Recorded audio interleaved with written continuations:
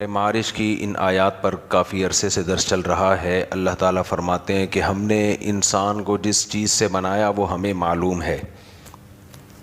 یعنی وہ کیا چیز ہے؟ ایک پانی سے بنایا انسان کو، تو انسان کی جس چیز سے انسان بنا ہے وہ کوئی سونے چاندی یا کوئی مشک و عنبر کے ٹیلے نہیں ہیں، مشک و عنبر کی مٹی نہیں ہے جس سے انسان کو بنایا گیا ہے۔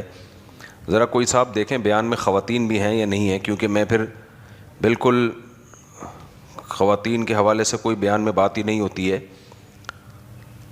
تو وہ آہستہ آہستہ خواتین پھر کٹ جاتی ہیں بیان سے۔ وہ کہتے ہیں ہمارے کام کی تو کوئی سیاسی باتیں بھی آ جاتی ہیں، ہر طرح کی چیزیں آ جاتی ہیں، تو یہ مسجد کے خادم اچھا ہیں، چلو پھر ٹھیک، تاکہ کوئی ایسی بات ہو نا جامع سی، جو کچھ احکام تو مردوں کے ساتھ خاص ہے نا۔ اب میں داڑھی پر بیان کر رہا ہوں تو وہ خواتین کہیں گی اس کا ہمارے سے کیا لینا دینا بھائی، تو آدمیوں کا حکم ہے۔ تو قرآن مجید میں اللہ تعالیٰ نے فرمایا انا خلقناہم مما یعلمون، ہم نے انسان کو جس پانی سے بنایا ہے، جس چیز سے بنایا ہے وہ ہمیں معلوم ہے۔ تو انسان کی فضیلت پر بیان چل رہا تھا۔ انسان کی فضیلت اس باڈی کی وجہ سے نہیں ہے، یہ جو قرآن میں آتا ہے نا لقد خلقنا الانسان فی احسن تقویم، ہم نے انسان کو جو بنایا ہے سب سے خوبصورت بنایا ہے۔ تو یہ سب سے خوبصورت کا مطلب باقی مخلوق کی نسبت، باقی مخلوق سے اگر آپ کمپیئر کریں گے انسان کو، تھوڑا سا سائڈ پہ ہو جائے، سائڈ پہ، باقی مخلوق سے اگر آپ انسان کو کمپیئر کریں گے تو انسان سب سے زیادہ حسین ترین مخلوق ہے، لیکن ویسے کوئی بہت بڑی حسین مخلوق نہیں ہے۔ وجہ اس کی یہ کہ کیوں حسن ہے اس میں بھائی، کس چیز سے بنائی ہے؟ انسان کی باڈی میں جتنے مسام ہیں ان سے گندگی نکلتی ہے، ناک سے گندگی، آنکھ سے گندگی، کان سے گندگی، منہ سے گندگی، اندر کھولو تو گندی گند بھرا ہوا ہے۔ مرنے کی دیر ہوتی ہے، ایک آنکھ لگتی ہے اور پھر وہی جرمز ہماری اس گندگی کو کھانا شروع کرتے ہیں، وہی کیڑے پڑتے ہیں، جو حال ہوتا ہے ہمارا۔ تو اب فضیلت یعنی ہماری جو ویلیو ہے اللہ کی نظر میں، یا حقیقت میں جو ہماری ویلیو ہے، وہ اس باڈی کی بیس پہ تو ہو نہیں سکتی۔ دیکھیں کچھ چیزیں ایسی ہوتی ہیں نا جس کی بیس پہ ہم کسی کو ویلیو دیتے ہیں۔ طاقت کی بیس پہ بعض دفعہ ویلیو دی جاتی ہے کہ بہت پاورفل ہے، تو کیا انسان بہت پاورفل ہے؟ کچھ بھی نہیں ہے۔ اپنی زندگی 60-70 سال سے زیادہ آگے لے جا نہیں سکتا یہ۔ یہاں بھی آپ کہہ سکتے ہیں اتنا پاورفل ہے، چاند پہ پہنچ گیا، یہاں پہنچ گیا، وہاں پہنچ گیا۔ وہ بھائی یہ پوری کائنات کے لحاظ سے دیکھا جائے نا تو چاند سورج بھی کچھ بھی نہیں ہے، یہ تو ایسے قریب قریب کے، یہ تو چونکہ پہلے یہ ممکن ہی نہیں تھا، ناممکنات میں سمجھا جاتا تھا، اب ممکن ہو گیا ہے، تو اس کے لحاظ سے ہم کہتے ہیں بہت پاورفل۔ وہی سائنسدان جو چاند پہ پہنچ گئے ہیں، اگر سمندر کا طوفان آئے بچا سکتے ہیں، زمین میں زلزلہ آئے کچھ بھی نہیں ہے۔ سب جاپان دیکھو زلزلوں میں اکثر زلزلوں کا شکار ہوتا ہے، کتنی ٹیکنالوجی میں کتنا آگے جا چکا ہے، لیکن ذرا سے زمین ہلتی ہے تو سارے دائیں بھاگ رہے ہوتے ہیں۔ ہواؤں کا نظام تھوڑا سا چینج ہو جائے، ہوائیں ایسے گھما گھما کے ہمیں لٹو کی طرح اٹھا اٹھا کے پھینکنا شروع کر دیں، پانی قابو سے باہر ہو جائے تو کیا تباہیاں مچاتا ہے پانی۔ تو کوئی اوقات نہیں ہے، نہ طاقت ہے نہ خوبصورتی ہے، جس چیز سے بنائے وہ بھی ایویں ہی ہے، غلیظ پانی ہے جس کو سڑایا گیا، پکایا گیا، اس کو سڑا کے ستار صاحب کو، جمشید صاحب کو، غفار صاحب کو، سبکتگین صاحب کو بنایا گیا۔ تو اوپر کی لیئر اللہ نے ذرا اچھی سی لگا دی ہے، بس اوپر کی لیئر، اسی پہ لیئر پہ مر رہے ہوتے ہیں لوگ۔ یہ جو عاشق لوگ ہوتے ہیں نا، معشوقہ پہ مر رہے ہیں، اتنی حسینہ اتنی حسینہ۔ حکیم اختر صاحب فرمایا کرتے تھے تھوڑا سا لکوہ ہو جائے، تھوڑا سا لکوہ ہو گیا، تھوڑا سا کیا ہو گیا؟ لکوہ میں کیا ہوتا ہے؟ ایک تھوڑی سی نس ہے دماغ کی، ہلکا سا اس میں بلاکیج ہوتی ہے، یا کوئی نس وس پٹھے کھنچ جاتے ہیں تو پوری الائنمنٹ آؤٹ، گاڑی کی الائنمنٹ آؤٹ ہو جائے اتنی بری نہیں لگ رہی ہوتی، زیادہ زیادہ یہ ہوتا ہے کہ آپ یوں چلا رہے ہو، جا ادھر کو رہی ہے، لیکن انسان کی الائنمنٹ تھوڑی سی آؤٹ ہو جائے تو پورا فرمائی خراب ہو جاتا ہے بیچارے کا، حسن و جمال خراب ہو گیا۔ تو یہ تھوڑی سی اللہ نے لیئر لگا دی ہے، اور ہماری برائیوں پہ، خامیوں پہ اللہ نے اسکن کا ایک پردہ ڈال دیا ہے۔ تو بار بار میں یہ مضمون کو کیوں پکا کر رہا ہوں بھائی، میری اور آپ کی فضیلت یا تو اس بیس پہ ہوگی کہ میں اور آپ بہت خوبصورت ہیں، ایسا بھی نہیں ہے. اور اگر جو تھوڑی بہت ہمیں خوبصورتی نظر بھی آ رہی ہے نا، وہ بھی تھوڑے دن کی ہے. وہ بھی کیا ہے؟ جوانی میں ہوتا ہے خوبصورت. اس کے بعد تھوڑا سا جب آگے چلنا شروع ہوتا ہے، بڑھاپا آتا ہے، چہرے پہ جھریاں آتی ہیں، بال سفید ہونا شروع ہوتے ہیں. تو آپ دیکھ لو، 20 سال پرانی اپنی تصویریں نکال کے دیکھا کرو، 20 سال کے بعد دیکھو. میں 2019 کی دیکھ رہا تھا اپنی تصویر ویڈیو پہ، میں نے کہا یار بڑا ینگ لگ رہا ہے بھائی.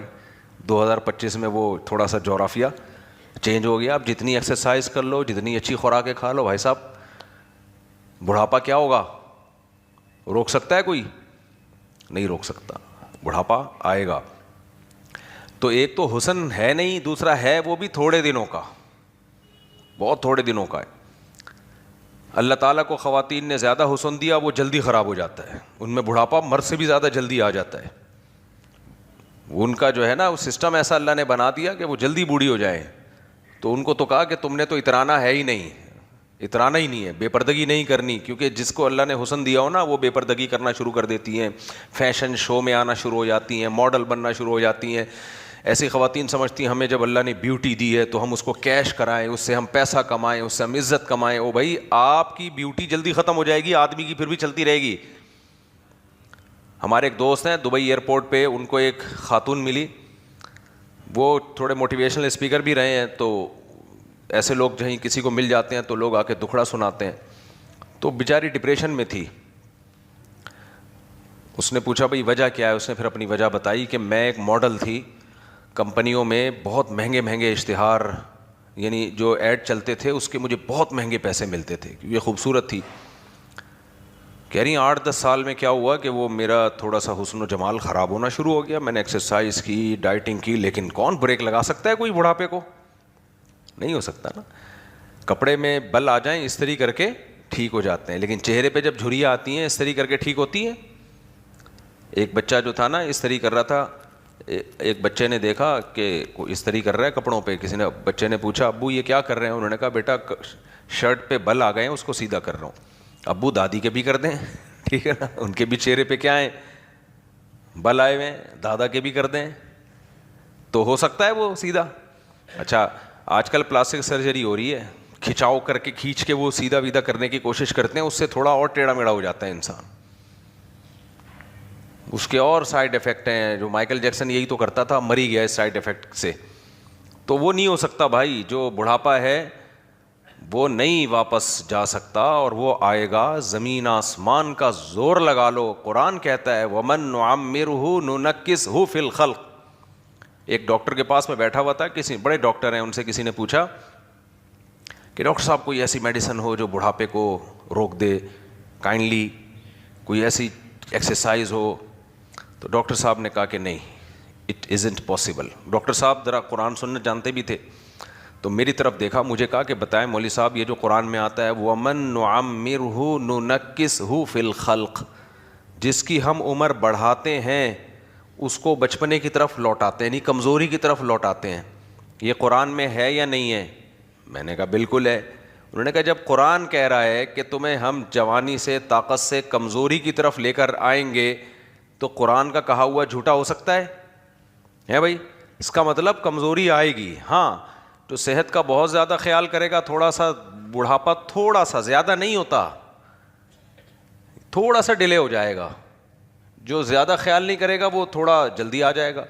یہ بہت زیادہ فرق نہیں پڑتا. یہ جو ڈائٹ پلان اور یہ وہ چل رہا ہوتا ہے نا، اس سے فرق پڑتا ہے، ایسا نہیں ہے، اور کرنا چاہیے پلان ولان، لیکن بہت زیادہ فرق نہیں پڑتا اس سے. دیکھو 20-30 سال کے ہوتے ہو، کچھ بھی کھا لو پھر بھی 20-30 سال کے ہی رہتے ہو آپ. ایسا نہیں ہوتا 20-30 سال میں آپ نے صحت کا بالکل خیال نہیں کیا تو 80 سال کے لگنا شروع ہو گئے. نا نا نا نا نا. جوانی میں کتنی ہی آپ بد پرہیزی کرو گے، لگو گے پھر بھی 20-30 سال کے ہی. بازو میں طاقت ہوگی، مکے میں بولو طاقت ہوگی، چماٹ لگاؤ گے گرے گا سامنے والا. چاہے بد پرہیزی، کھچڑی بھی کھا رہے ہو نا، کھچڑی کوئی پروٹین نہیں اور یہ نہیں، لیکن لیکھنے میں لگے گا بھائی.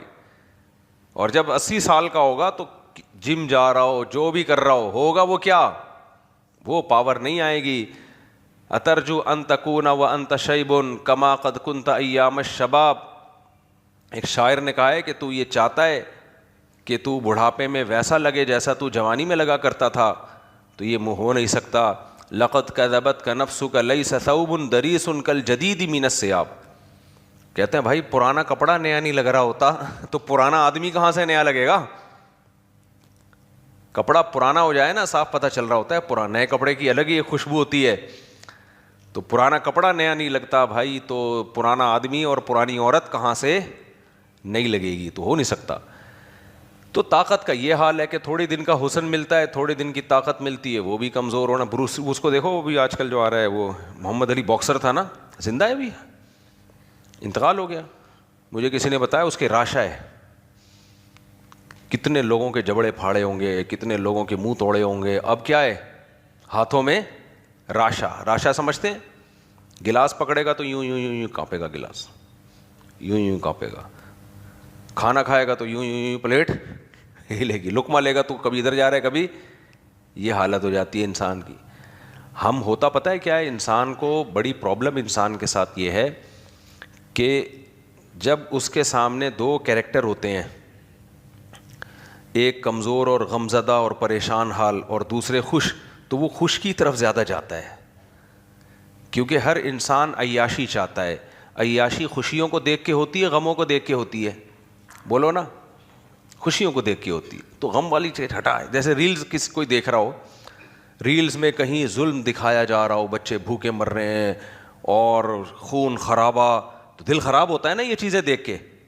تو انسان کہتا ہے اس کو ہٹا. اور کوئی ناچ گانے کی ریلز آ رہی ہوں، ڈانس مانس آ رہا ہو، کوئی کامیڈی آ رہی ہو، تو ادھر اس کے لائک زیادہ ہوں گے. کیوں ہوتے ہیں؟ انسان چاہتا ہے یار غم کی چیزیں مجھے نہ دکھاؤ، نیند خراب ہوگی میری. لیکن آپ کے نہ دیکھنے سے کیا یہ ہو جائے گا کہ دنیا میں غم ختم ہو جائے؟ بولو، کیا یہ ممکن ہے کہ غم ختم ہو جائے؟ آپ نہیں دیکھ رہے تو اب دنیا سے ختم ہو گیا؟ نا نا نا نا. دیکھو اور آسان مثال دیتا ہوں.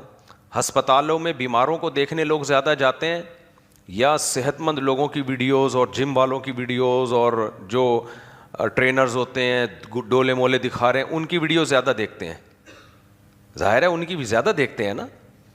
ہسپتالوں میں آپ جاؤ سروے کرو، انسان کانوں کو ہاتھ لگاتا ہے. ایسے ایسے بیمار نظر آئیں گے آپ کو. کوئی کینسر میں 10 سال سے پڑا ہوا ہے، کوئی چیخ رہا ہے، کسی کا پورا یہ کھا گیا یہاں سے کینسر میں، کوئی عجیب بیماری، کوئی جا کے دیکھو آدمی کانوں کو ہاتھ لگاتا ہے. پھر پتہ چلتا ہے صحت کتنی بڑی نعمت ہے. لیکن ہم یہ کام بہت کم کرتے ہیں.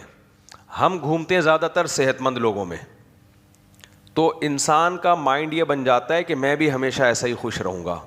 وہ احوال، وہ حالات جو ہسپتالوں میں بیماروں پہ جو حالات آئے ہیں وہ میرے ساتھ تو کبھی آ ہی نہیں سکتے. تو یہ بہت بڑی غلط فہمی ہے. ہم اپنی دادی کو دیکھتے تھے نا، 85 سال کی تھیں، بوڑھی، ایک جگہ بیٹھی رہتی تھی، اللہ اللہ کرتے، جھریاں پڑی ہوئی تھیں بہت زیادہ، جیسے ہوتا ہے دادیوں میں. تو میں یہ سمجھتا تھا کہ یہ بچپن سے ہی ایسی ہیں. ہماری دادی ہمیں جب بتاتی تھی نا، بیٹا ہم تو ایسے بھاگا دوڑا کرتے تھے اپنے گھروں میں، دیوار وہ درختوں پہ چڑھ کے آم توڑتے تھے، پھر وہاں سے چھلانگ لگا کے بھاگتے تھے. یہ کیا؟ میں کہتا میں دادی کہاں سے کر سکتی ہیں بھائی یہ سب کچھ؟ بھائی یہ کیسے ہلیں گی؟ تو یہ کیسے ہو سکتا ہے کہ کبھی یہ، پھر اگر اتنی صحت مند تھی تو ابھی تو ان کو ٹینشن سے مر جانا چاہیے کہ نہ ہلا جا رہا ہے نہ چلا جا رہا ہے.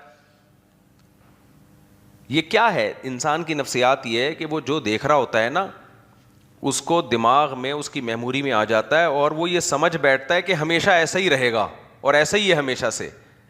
تو جیسے آپ کسی بوڑھے کو دیکھ کر بچپن میں یہ ذہن میں آتا ہے ہمیشہ سے ایسا ہی ہے، تو ایسے ہی اپنی جوانی کو دیکھ کر، اپنی طاقت کو دیکھ کے ایسا لگتا ہے میں ہمیشہ ایسا ہی رہوں گا. نا نا نا نا نا نا نا، یہ غلط فہمی ہے.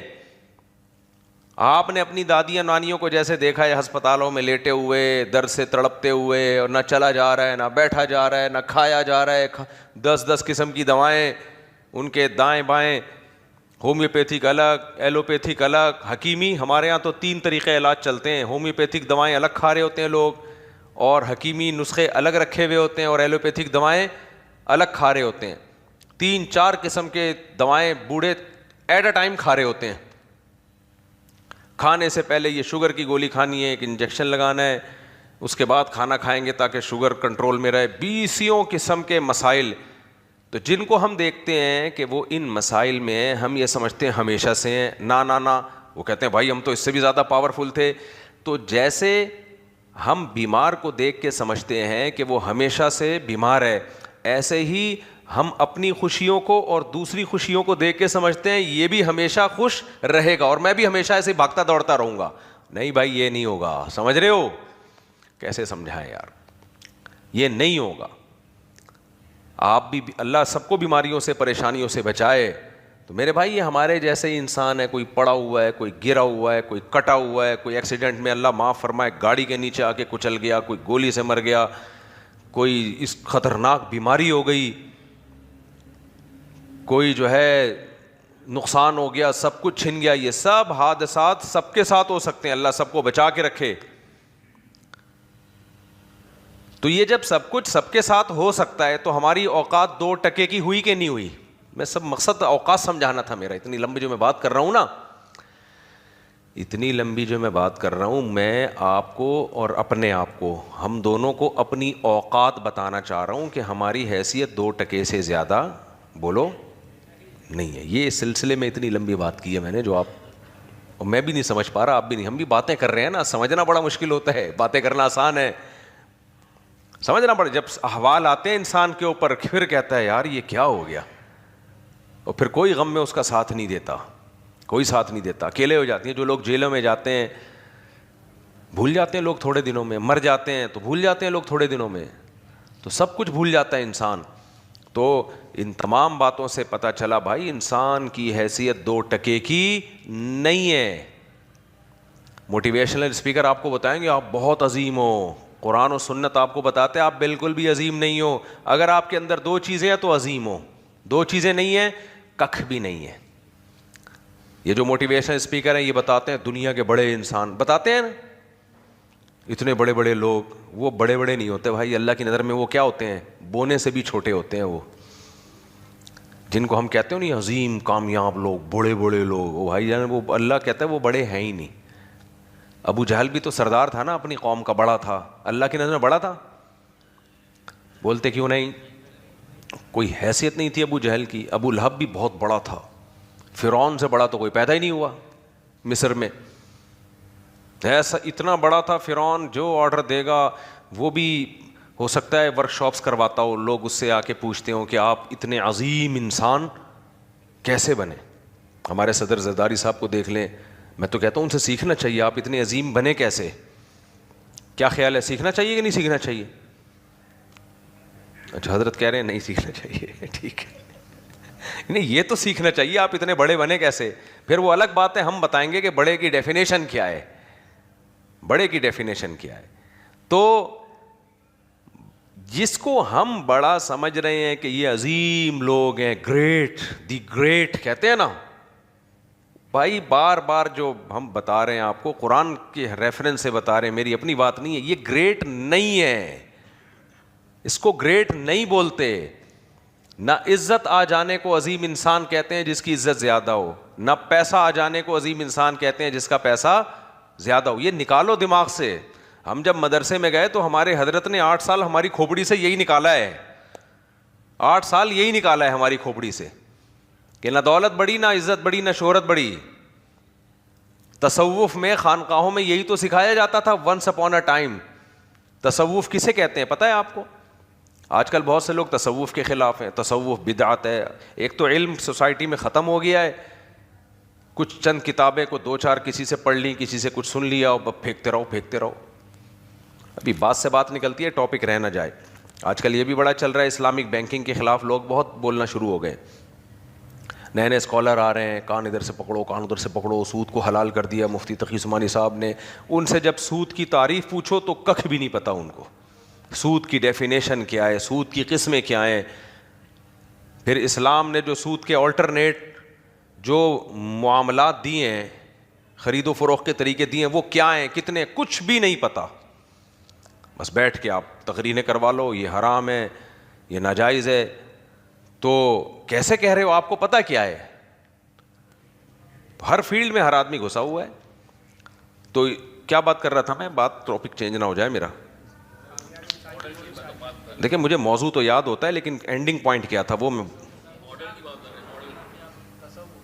ہاں میں تصوف کی بات کر رہا تھا. اسی طرح جیسے اسلامک بینکنگ کا عام لوگوں کو نہیں پتا نا, ہم نے تو 1-1.5 سال پڑھا ہے باقاعدہ, بینکوں میں جا کے سمجھا ہے اس کو, اس کے بعد کانفیڈنٹلی بات. تبھی میں کہتا ہوں اسلامک بینکنگ پہ کسی کو کوئی اشکال ہو میرے پاس لے آؤ, ضدی اور ہٹ دھرم نہ ہو, میں اس کے ہر اشکال کا جواب دوں گا انشاءاللہ. ضدی اور ہٹ دھرم نہ ہو. ہاں ضد کا کوئی علاج نہیں ہے, میں نہ مانوں اس کا کوئی علاج نہیں ہے. تو اسی طرح یاد رکھو یہ تصوف کیا ہے. تصوف ہاں اسلامک بینکنگ کو میں یہ کہتا ہوں جائز ہے, باقی میں یہ نہیں کہتا اسلامک بینکوں میں آپ سیونگ اکاؤنٹ کھول کے پیسہ کمائیں. جائز کا مطلب ہے سود نہیں ہے. باقی یہ سب نوٹ چھاپنے کے ادارے ہیں, یہ کوئی غریبوں کے لیے نہیں بنے ہیں. یہ اتنا کم پروفٹ آپ کو دیتے ہیں کہ آدمی کہتا ہے یہ تکلف نہ کرتے تو اچھا تھا. اس میں بھی ٹیکس کٹ کے آتا ہے. آدمی دیکھ کے خوش ہوتا ہے, اڑے دفعہ میرے 1 کروڑ پہ 500 روپے, بھائی زبردست. اتنا نہیں ہوتا لیکن میں ایک مثال دے رہا ہوں, لگتا ہے ایسا ہی ہے. 1 کروڑ پہ کتنے ٹھاک کر کے 500 روپے, جب نکالنے جائے گا تو پتہ چلا 200 اس میں ٹیکس میں کٹ گئے. تھوڑا میں نے مبالغہ کر دیا لیکن کنڈیشن اسی ٹائپ کی ہوتی ہے. تو اس لیے صرف اتنی ہم اسلامک بینکنگ کو پروموٹ کرتے ہیں کہ سود, خالص سود سے بچا کے بہتر ہے. اچھا کچھ لوگ کہتے ہیں سود نہیں ہے, سود کا شبہ تو ہے. تو شبہ بھی نہیں ہے سود کا, کیونکہ حدیث میں سود بھی حرام ہے اور سود کا شبہ بھی حرام ہے. تو یہ شبہ سے بھی بچایا گیا ہے. ہاں یہ کہہ سکتے ہیں کہ مثالی اسلامی نظام نہیں ہے, یہ مثالی اسلامی نظام نہیں ہے, تو وہ تو نہیں ہے, وہ تو ہم بھی کہتے ہیں. جو اسلام نے پراپر وے میں جو جس طرح سے کاروبار سکھایا وہ نہیں ہے. لیکن بات یہ ہے کہ جب انسان کو پریکٹیکلی دیکھو, دنیا میں 2 طرح کے لوگ ہیں, ہمارے ملک میں بھی ہیں. کچھ لوگ ایسے ہوتے ہیں, ہر سوسائٹی میں ہوتے ہیں, کہ انہوں نے کرنا کرانا نہیں ہوتا کچھ, لہذا وہ بات وہ کریں گے جو بالکل اعلیٰ معیار کی بات ہوگی, کیونکہ انہوں نے کرنا کچھ نہیں ہے. اس کی میں مثال سے بات سمجھاتا ہوں.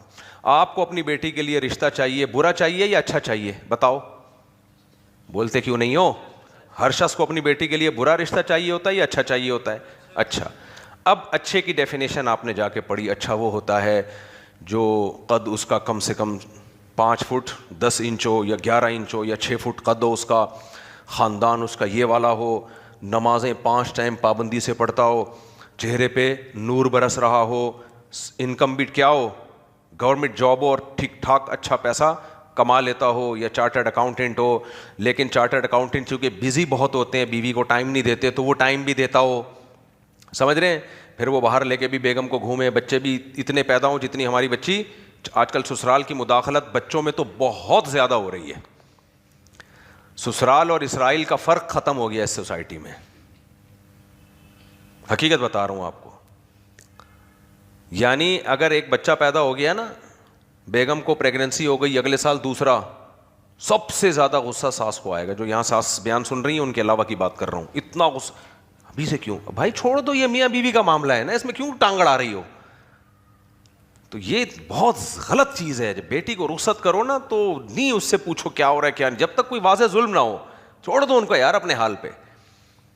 تو یعنی داماد کی ساس کی بات کر رہا ہوں. داماد کی ساس وہ بھی ٹانگ اڑا رہی ہوتی ہے اور شوہر کی ماں بھی ٹانگ اڑا رہی ہوتی ہے. ان کو آپس میں جینے ہی نہیں دیتے. وہ ادھر سے ٹانگ اڑا رہی ہے, وہ ادھر سے اپنے بیٹے کو مشورے دے رہی ہے, اور وہ ادھر سے بیٹی کو مشورے دے رہی ہے. دونوں کے مشوروں سے چل رہی ہے گاڑی, تو نہیں چلے گی, ایک دن بھی نہیں چلے گی.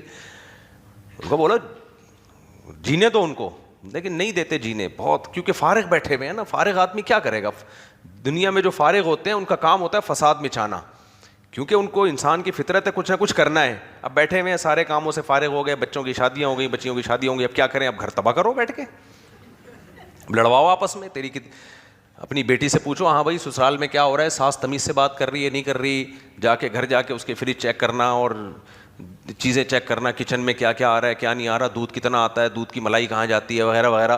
یہ ساری چیزیں چیک کرتے رہو بیٹھ کے. اور داماد کتنا کما رہا ہے, گھر میں خرچ کتنا کر رہا ہے, کما اتنا رہا ہے, خرچ اتنا کر رہا ہے. تمہارے ابا تو مجھے سوئٹزرلینڈ لے کر گئے تھے, تمہارے ابا نے تو یہ تو پھر اپنے ابا کو پھر مرے کیوں, وہ اتنے اچھے تھے, تو تم نہیں تو مارا ٹینشن سے اس کے ابا کو. تو بہت فساد ہے سوسائٹی میں. کیا کہاں چلا گیا میں, خیر پھر تصوف کی بات کر رہا تھا نا میں, نہیں اس سے پہلے کہاں تھا, نہیں احسان عظیم تو وہ تو ٹاپک میرا، وہ تو مجھے پتہ ہے، وہ تو میں بات وہ تو کنٹینیو کروں گا انشاءاللہ. میں یہاں کیسے آیا، ساس پہ کیسے آ گیا؟ ہاں بیٹی کا رشتے کی بات کر رہا ہوں. کچھ لوگ ایسے ہوتے ہیں، رشتے کی بات نہیں کر رہا میں، لیکن سمجھا رہا ہوں مثال. یہ اس سے یہ آسان مثال سے بات سمجھ میں جلدی آ جاتی ہے. اب آپ کو بچی کا رشتہ چاہیے، آپ نے کہا بہت اچھا رشتہ چاہیے، بہت اچھا رشتہ جو اتنا قد ہو، چارٹرڈ اکاؤنٹنٹ ہو یا ڈاکٹر ہو فلانا ہو. اب ظاہر یہ مصروف لوگ ہوتے ہیں، لیکن وہ بیوی کو ٹائم بھی دیتا ہو، سوئٹزرلینڈ گھماتا بھی ہو، یہ بھی کرتا ہو وہ بھی کرتا ہو، فلانا بھی ایسا زبردست.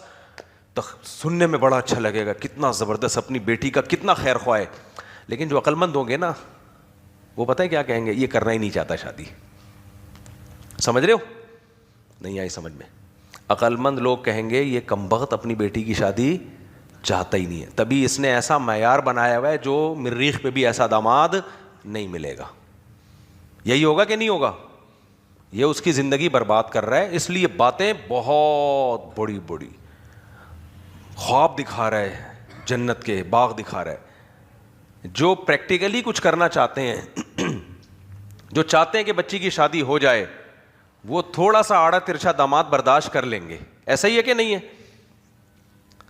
اب کوئی کہے دیکھو یار یہ پورا بالکل معیار کا تو نہیں ہے، ان کے داماد کی تو اس کی تو جو ہے وہ تنخواہ کم ہے، یا اس کا تنخواہ اچھی ہے لیکن یہ ٹائم پورا نہیں دے گا. ٹائم پورا دے رہا ہے تو وہ تھوڑا سا لونڈے لپاڑوں میں بھی بیٹھتا ہے، کوئی نہ کوئی فالٹ تو ہوتا ہے نا. لیکن باپ کیا کہے گا؟ بھائی میری بیٹی کی عمر نکل رہی ہے، میری بیٹی کون سا فرشتہ ہے. وہی اور آسان مثال دے دیتا ہوں. خواتین بیان سن رہی ہیں بہت معذرت کے ساتھ، میں کب سے 4 شادیوں پہ چیخ رہا ہوں، علماء تک کو نہیں سمجھا پا رہا تھا میں.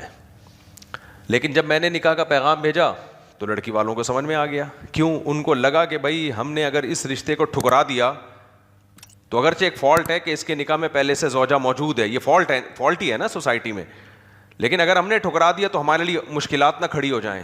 تو کر دیا انہوں نے. کیا خیال ہے؟ میں سمجھا پا رہا ہوں اپنی بات؟ ایک فالٹ والے آدمی سے یعنی 50% داماد مل رہا ہے آپ کو، 50% وہ بک ہو چکا ہے، اور چوتھی پہ اگر کوئی کر رہا ہے تو 25% مل رہا ہے. اس سے بڑا کیا فالٹ ہوگا؟ آپ خود سوچو. یہ فالٹ ہی ہے نا. ابے داماد 100% ہونا چاہیے، 25% ملنا چاہیے آپ کو. 100% مل، لیکن 25% پہ بھی لوگ کیوں کہہ رہے چلو یار کچھ دیکھ رہے ہوتے ہیں، کوئی دوسری چیز دیکھ رہے ہوتے ہیں کہ چلو یار مالی لحاظ سے اچھا ہے یا محبت کرے گا وغیرہ وغیرہ. وہ ایک ہر آدمی کی اپنی پرائیورٹی ہوتی ہے، ترجیح. کوئی دین دیکھ رہا ہوتا ہے کہ عالم ہے چلو بھائی، یا کوئی دیکھ رہا ہوتا ہے پائلٹ ہے بھائی JF-17 اڑاتا ہے ہماری عزت ہوگی. ہم بولیں گے یہ جو گرایا تھا جہاز یہ ہمارے داماد نے گرایا تھا. تو جس نے کام کرنا ہوتا ہے وہ بہت اونچا معیار بولو نہیں رکھتا. تو اسی طرح یاد رکھو جو یہ چاہتے ہیں نا، تبھی تو میں کہتا ہوں کہ جو لوگ یہ کہتے ہیں کہ پاکستان میں اسلامی نظام آ جائے، 100% خلفائے راشدین والا سسٹم آ جائے، پلٹ دو الٹ دو سب بدل دو، ٹھش یہ مولوی 2 نمبر یہ کچھ بھی نہیں، اس کا مطلب وہ کچھ بھی نہیں چاہتا ہے. اس لیے وہ یونیورسٹیوں میں اداروں میں تقریریں کر رہا ہے، بدل دو پلٹ دو، جھپٹنا پلٹنا پلٹ کر جھپٹنا، لہو گرم رکھنے کے ہیں یہ بہانے.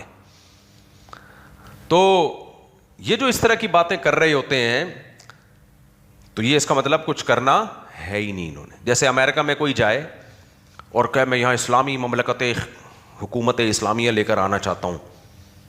ابے بھائی تو یہاں ایک مسجد کی پرمیشن لے لے، ٹھیک ہے نا. اب ایک مولوی صاحب وہاں جا رہا ہے، وہ کہہ رہا ہے میں ایک مسجد بنا لیتا ہوں، مدرسہ بنا لیتا ہوں، لوگ آئیں گے نماز پڑھیں گے، محبت سے اسلام کی تبلیغ کروں گا. دوسرا کہہ رہا ہے نہیں نظام بدلو. کیا بدلو؟ تم مسجدوں کو فوکس کر رہے ہو، مدرسوں کو لے کے بیٹھے ہوئے ہو اور حلال ذبیحہ کی تلاش میں لگے ہوئے ہو. حلال ذبیحہ حلال ذبیحہ حلال ذبیحہ حلال فائنانس. نظام بدلو نظام. اس کا مطلب وہ تمہیں حرام کھلانا چاہتا ہے. سمجھ رہے ہو؟ وہ چاہتا ہے جو تم حلال ذبیحہ کی کوشش کر رہے ہو نا ان ملکوں میں وہ بھی نہ ہو، مسجدیں بھی نہ بنے، مدرسے بھی نہ بنے، جو تھوڑا بہت اسلام ہے وہ بھی دفن ہو جائے. اور باتیں کیا کر رہا ہے؟ نظام بدلو. وہاں بدل سکتے ہو؟ کیا ہو گیا بھائی صاحب؟ آپ امریکہ میں جا کے باتیں کرو میں سسٹم چینج کروں گا، کوئی کر لے گا؟ ابھی ایک آج کسی کا کلپ دیکھا، وہ UK میں جلوس نکال رہے ہیں ہمیں شریعہ لاء چاہیے. تو بھائی تم شریعہ لاء کی UK میں بات کر رہے ہو، تم وہاں پر بھیک میں تمہیں وہاں کی نیشنلٹی ملی ہے، تم نے حلف نامے اٹھائے ہوئے ہیں، تو وہ تمہیں ایسا ٹھڈے پہ کک مار کے نکالیں گے نا وہاں سے کہ تم کہیں کے نہیں رہو گے، کہیں کے نہیں رہو گے. تو باتیں تو بہت اچھی لگ رہی ہیں، دیکھو شریعہ لا کی کوشش کر رہے ہیں، دیکھو کوشش تو کی نا بیچاروں نے. یہ وہ کوشش ہے جس سے تھوڑی سی بھی شریعت جو رہ گئی ہے وہ بھی زمین میں دفن ہو جائے گی. اب جو علماء سنجیدہ ہیں نا، جنہوں نے کام کرنا ہے سوسائٹی میں، وہ یہ بڑی بڑی باتیں نہیں کر رہے ہوتے. وہ اتنی باتیں کرتے ہیں جتنی ہضم ہو سکے اور جتنی سوسائٹی میں امپلیمنٹ اس کا ہو سکے، کیونکہ وہ واقعی سوسائٹی میں تبدیلی چاہتے ہیں، وہ واقعی اپنی بیٹی کے لیے اچھا داماد چاہتے ہیں.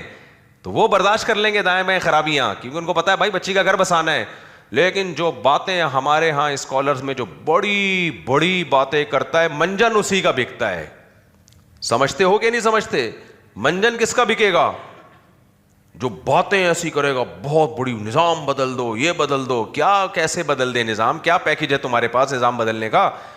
تبھی تو میں کہتا ہوں کہ ہمارے ملک میں جو قوانین غیر اسلامی ہیں نا، ان کی لسٹ بنا کے اس کو فوکس کرنا چاہیے کہ یہ قانون چینج ہونا چاہیے. ہم لوگ اس کو فوکس نہیں کر رہے. ہم جب باتیں کرتے ہیں بہت بڑی بڑی باتیں، نظام بدلو، جو ممکن ہی نہیں ہے. جمہوریت ختم کرو. کہاں سے ختم کر دیں بھائی؟ کیسے ختم کریں جمہوریت؟ آپ نے اسی کے اندر رہتے ہوئے جو ہوگا وہ کرنا پڑے گا. جمہوریت ختم ہوگی تو مارشاء اللہ لگے گا نا. اب وہ آرمی چیف کوئی الٹے دماغ کا آ گیا، وہ تو پھر آدمی کہے گا اچھا تھا، کیا خیال ہے؟ آدمی یہی کہے گا نا. جب جنرل مشرف کی آمریت تھی تو لوگ کہتے تھے یہ نہیں ہونا چاہیے. تو جنرل مشرف جب ہٹائے نا تو صدر بن گیا. میں نے کہا لو، یہ آمریت ختم ہوئی اور آپ کی خدمت میں جمہوریت پیش خدمت ہے. اس کے بعد جو اسٹیل مل کا بیڑا غرق، ہم پھر رو رہے تھے، ہم کہتے یار وہی ٹھیک تھا، حالانکہ ہم اس کے خلاف تھے جنرل مشرف کی پالیسیوں کے. تو اس لیے آپ نے جو مارکیٹ میں جو سسٹم چل رہا ہے نا، تو اس کے اندر رہ کے کوئی خیر کی کوشش کرو گے تو ہو جائے گا. وہ نئی باتیں کرتے رہو. تو حضرت مفتی تقی عثمانی صاحب نے اسی سسٹم کے اندر رہ کر سودی بینکاری کو ختم کروا کے اسلامک بینکاری کو متعارف کروایا. پوری دنیا نے اس کو مانا. یہ صحرا پاکستانی علماء کے سر پہ گیا. وہ اکیلے نہیں تھے، اس میں مفتی رشید احمد صاحب بھی تھے، اس میں یعنی ہمارے شیخ حضرت مفتی رشید احمد صاحب، اس میں علامہ یوسف بنوری رحمۃ اللہ علیہ جو بنوری ٹاؤن کے بانیوں میں آتے ہیں وہ بھی تھے، اور اس میں مفتی محمد شفیع صاحب رحمۃ اللہ علیہ جو مفتی اعظم پاکستان وہ بھی تھے، اور بھی بڑے بڑے علماء تھے، مفتی ولی حسن ٹونکی. ان سب نے ایک نظام بنا کے دیا. ان علماء نے محنت کر کے ایک آلٹرنیٹ سسٹم دیا، نظام دیا، اور ایسا جو چل بھی سکے. وہ والا نظام نہیں جو چل ہی نہ سکے، وہ نظام دے گیا. پھر اس کا امپلیمنٹ کیسے ہو، اس کا امپلیمنٹ مفتی تقی عثمانی صاحب وفاقی شرعی عدالت کے جج تھے، ان کے پاس پاور تھی، دین دنیا دونوں تعلیمات تھی. انہوں نے دنیا میں متعارف کروایا. عرب علماء نے ان کو بلایا، ان سے سمجھا، ان سے سیکھا. ملیشیا دورے ہوئے، دنیا میں دورے ہوئے، اور پوری دنیا میں یہ صحرا حضرت مفتی تقی صاحب کو بھی گیا، علماء دیوبند کو بھی گیا. اور پھر یہ بینکنگ کا یہاں ایک سسٹم چینج ہونا شروع ہوا. اب پوری دنیا آہستہ آہستہ اس سسٹم کو لے رہی ہے. ابھی فیصل بینک جو ہے پورا کا پورا اسلامک بینک میں کنورٹ ہو گیا، اور سپریم کورٹ نے فیصلہ سنا دیا 2028 تک کوئی بینک بھی سودی بینک نہیں رہے گا. اتنا بڑا کارنامہ تھا خدا کی قسم. لیکن ہماری سوچ منفی، ہر وقت دماغ میں بھوسا ہمارے، بس ہر وقت منفی باتیں کرتے ہیں. ٹھیک ہے، اگر کسی نے علم کی بیس پہ کوئی اختلاف کیا ہے تو وہ ہم اس کے اختلاف کو ویلیو دیتے ہیں اور کسی پہ طنز نہیں کر رہے. لیکن جو بار بار مفتی تقی عثمانی صاحب کی توہین کر رہے ہیں کہ وہ دیکھو درباری اور سود کو حلال کر دیا، سود کو حلال کر، کچھ ایسے بھی ہیں جو مذہبی اسکالر ہیں جو اس کو سودی سمجھتے ہیں یا ناجائز سمجھتے ہیں، لیکن بڑی تمیز سے شیخ شجاع الدین صاحب کا میں نے آج سنا کلپ، بڑی اعتدال کے ساتھ انہوں نے اس اختلاف کو ذکر کیا کہ بھائی کچھ علماء ایسے ہیں جو اس کو جائز نہیں سمجھتے تو ہم احتیاطاً انہی کی بات کو لیتے ہیں. لیکن بہت ایک جیسے خاندانی آدمی کوئی بات کر رہا ہوتا ہے نا، پتہ چلتا ہے کوئی خاندانی آدمی ایک اختلاف کر رہا ہے. لیکن اکثریت کو دیکھو آپ، اتنی بد زبانی، بد تہذیبی، بد کلامی، پتہ ککھ بھی نہیں ہے ان کو. ان سے جا کے پوچھو کہ یہ کیا ہے تو ککھ بھی پتہ نہیں ہے ان کو.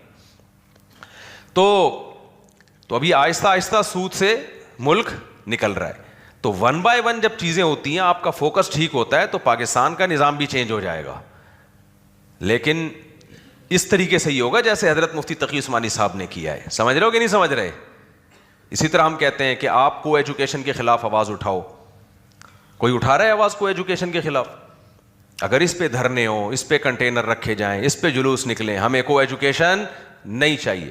باہر ملکوں سے پیسہ اسی بیس پہ ملتا ہے کہ آپ یونیورسٹیوں میں کو ایجوکیشن رکھیں گے تو تعلیم کے نام پہ پیسہ ملے گا، ادروائز نہیں ملے گا. تو ہم اس پہ آواز اٹھائیں، چینج ہو سکتا ہے. لیکن کوئی آواز اٹھاتا ہے؟ ہماری سیاسی تنظیمیں، کوئی بھی نہیں اٹھاتا. تو جب ہم اپنے ملک میں خود ہی اسلام، اور جو آئے گا وہ آواز کیا اٹھائے گا؟ نظام بدلو. وہ کیا کرے گا؟ ابے ہلکی بات کر، داماد بدل دے تو اپنا. داماد سگریٹ پیتا ہے تو اس بیس پہ کوئی کہتا ہے داماد بدلو، کہتے ہیں بھائی بدل کے اس کو پہلے مارنا پڑے گا، طلاق لینی پڑے گی، وہ کتنا لمبا پروسیس ہے، پھر دوسرا کہاں سے لائیں گے. تو نظام بدلنے کے لیے لڑنا پڑے گا، بہت کچھ ہلچل ہوگی، قتل و غارت ہوگی. پھر نظام جب دوسرا آئے گا وہ لائے گا کون؟ آپ کے پاس کون ہے آلٹرنیٹ؟ ہو سکتا ہے جو لڑ کے نظام لا رہا ہو وہی باہر کا ایجنٹ نکلے، وہ اور بھی برباد کر دے ہمیں. ہو سکتا ہے آپ کو داماد بدلنے کا جو بندہ آرڈر دے رہا ہو وہ خود آنا چاہتا ہو آپ کی بیٹی سے شادی کرنے کے لیے، آپ کو داماد بدلنے کا کہہ رہا ہو. تو ایسے موقع پہ داماد نہیں بدلا جائے گا، سگریٹ چھڑوانے کی کوشش کی جائے گی. کیا خیال ہے؟ یار صحیح ہے لیکن ایک خرابی ہے، سگریٹ نہیں چھوڑتا تو سگریٹ چھڑواؤ اس سے. سمجھتے ہو کہ نہیں سمجھتے ہو؟